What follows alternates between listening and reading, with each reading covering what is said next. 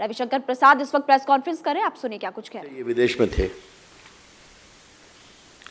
राहुल गांधी जी, आप देश को कब तक मिसलीड करेंगे? The BJP would like to ask mister Rahul Gandhi, how long will you continue to mislead the country, the people, 140 crore people of India, Indian democracy? यह है बड़े सवाल ना। उनसे माफी की बात बीजेपी क्यों मांग रही है? और आज भी बीजेपी दोबारा कह रही है कि आपने विदेश में यह कहा कि अमेरिका और यूरोप को भारत के लोकतंत्र की गिरावट पर नोटिस लेना चाहिए, मतलब हस्तक्षेप करना चाहिए। आपको याद होगा कि जब मैंने प्रेस की थी तो कांग्रेस के मित्रों ने मुझे क्या हमला नहीं किया था।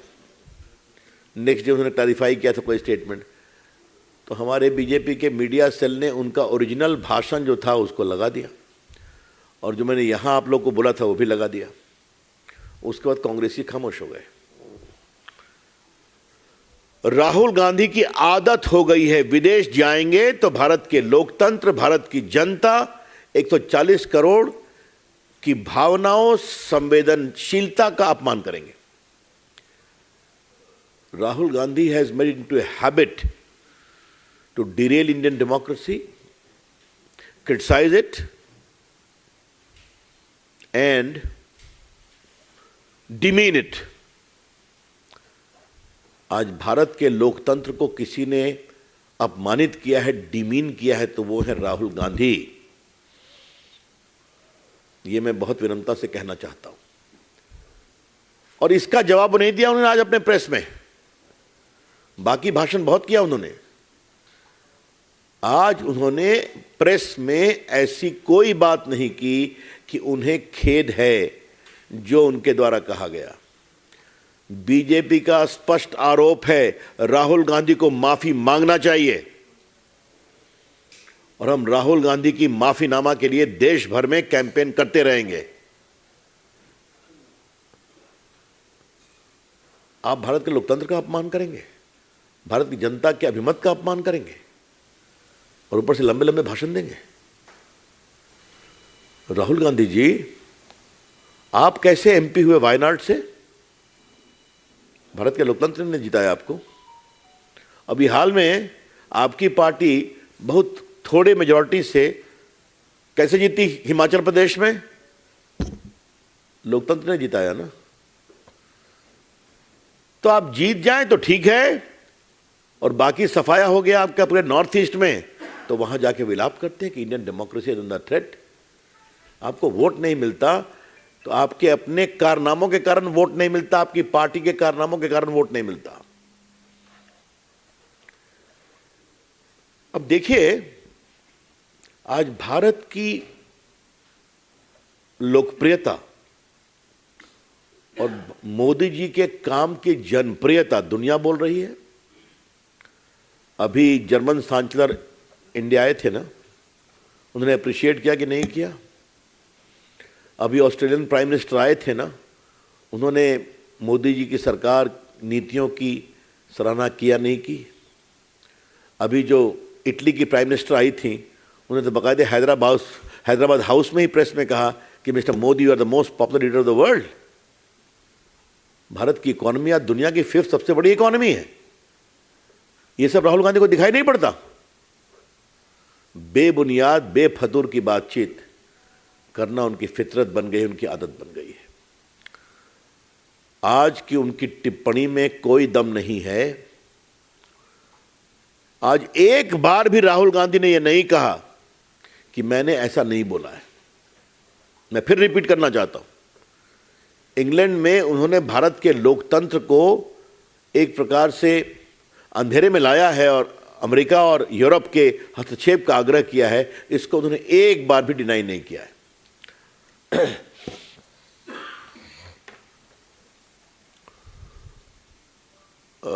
राहुल गांधी जी, आपके अहंकार से तो हम लोग परिचित हैं। आप मनमोहन सरकार में ऑर्डिनेंस फाड़ देते हैं और क्या क्या सवाल करते हैं, लेकिन राहुल गांधी, आपका अहंकार देश से बड़ा नहीं है। Mr. Rahul Gandhi, your arrogance is not above the country and the sentiment of 140 crore people of the country. ये हम बहुत साफ साफ कहना चाहेंगे। आजकल राहुल गांधी जी, आपको चीन से बहुत प्यार हो गया है। क्या क्या बोल देते हैं आप, क्यों बोलते हैं आप? चीन से आपका क्या याराना है? Mister Rahul Gandhi, what is your sense of deep attachment with China? आपने इंग्लैंड में कह दिया कि उनकी फॉरेन पॉलिसी में सद्भावना है और क्या क्या है, आपने सब लिखा है, मैं उसको रिपीट नहीं करूंगा।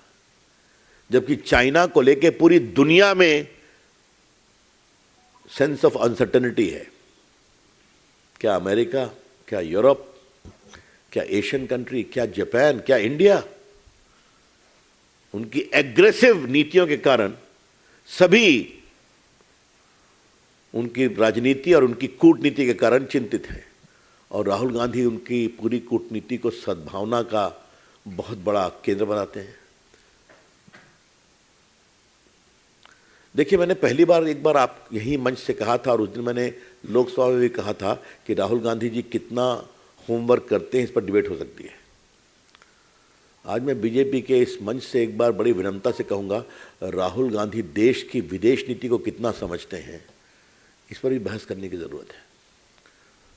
और अगर खुद नहीं जानते हैं तो उनको सिखाया जाए ना। कांग्रेस के जो बड़े बड़े नेता उनके बाएं दाएं बैठते हैं। Mister Rahul Gandhi, please brush up your information about the foreign policy of India and India strategic security. Please, you are a novice in that field. और आप क्या क्या बोल जाते हैं, इसकी बहुत भर्त्सना करते हैं। हमें लगता है कि राहुल गांधी अब क्या बोलेंगे क्या नहीं बोलेंगे, लेकिन आज उनके मुंह से एक भी शब्द नहीं निकला कि हमने जो भारत के लोकतंत्र के बारे में और विदेशी ताकतों के हस्तक्षेप के बारे में कहा था, उसका हमें खेद है। Therefore, Rahul Gandhi owes an apology to the people of India. और हम उसके लिए मांग करेंगे। आज देश दुखित है उनके अहंकार से, और कुछ भी बोल देंगे। राहुल गांधी जी, आप नरेंद्र मोदी और भाजपा की आलोचना कर सकते हैं, आपका अधिकार है। अब जनता आपको वोट नहीं देती तो हम क्या करें?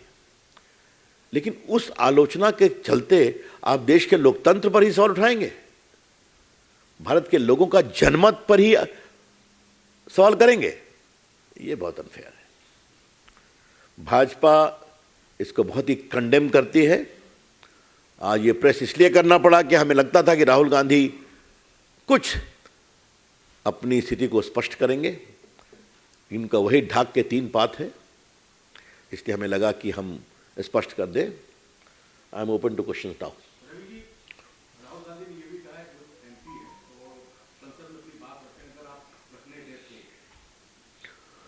इंग्लैंड में कहां बोले थे वो? संसद में बोले थे क्या? मैं इस सवाल की अपेक्षा कर रहा था, इसलिए मैंने बोला नहीं उसको। He spoke in some civil society speech in the House of Commons. He spoke in some think tank. तो वहां जाके आप भारत की आलोचना कर सकते हैं, जो दुनिया में दिखाया जाएगा। तो you have to reply to that also ना।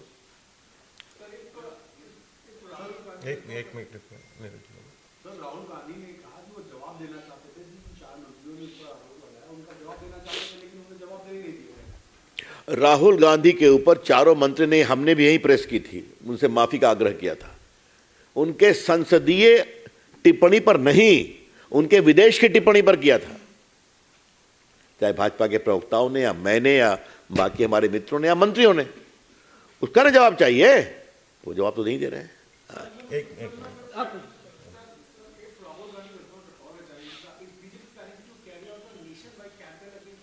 That is a strategy which will be determined, but surely it is a good suggestion for action.